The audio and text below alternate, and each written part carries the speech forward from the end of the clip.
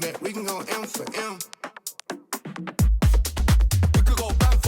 So we have this really cool minimal house kind of tech remix of M for M, and I figured I'd take you through how I process the kick and the bass. So the first thing that I did was I separated out some of the kick drums from the main channel. And the reason I wanted to separate it out is because I wanted to EQ out the low end so that when this accent kick is playing at the same time as this longer held bass note, they're not going to be phasing each other out. So I have a high pass at about 150 and it sounds like this. So we still get that mid and upper punch. We can still hear it, but I don't have to worry as much about the low ends clashing and kind of phasing each other out. And I'll show you really quickly what that looks like on an analyzer. This is the track before.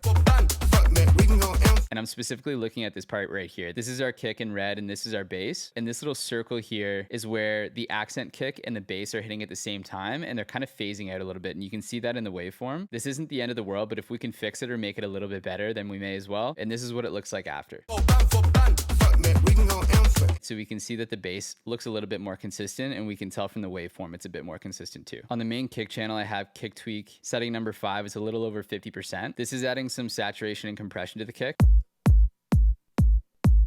Next is Pro Q3 doing some sculpting. I'm adding a little bit to the low end, giving it some punch in the 120 hertz area, and then clearing out a lot of the mid-range to make the kick a little bit softer. This looks like a lot, but we have it set to 6 dB, so it's only a few dB at most. Next is LFO tool, just shaving off a bit of the tail of the kick. And then last is standard clip, controlling the peak of the kick drum. First on the bass channel is a transient shaper, and this is taking a small amount of the attack away from the sound. With this type of bass line, I really wanted it to be smooth and groovy and less plucky. So it's just making sure that attack is a little bit more controlled and it feels a little bit smoother. I have it on the precise setting, smooth, and the attack is down 1.8. Next is this bus compressor doing a tiny bit of compression, about 1 dB. And then lastly, Pro L2 taking care of some of those peaks. And then on the low end group, which is the kick and the bass, I wanted to try out adding a tiny bit of saturation to the low end as a whole. So it feels like the kick and the bass share a bit of color and tone. This is basically on the default setting. I think I have it at 1%. Yeah, saturation at 1%.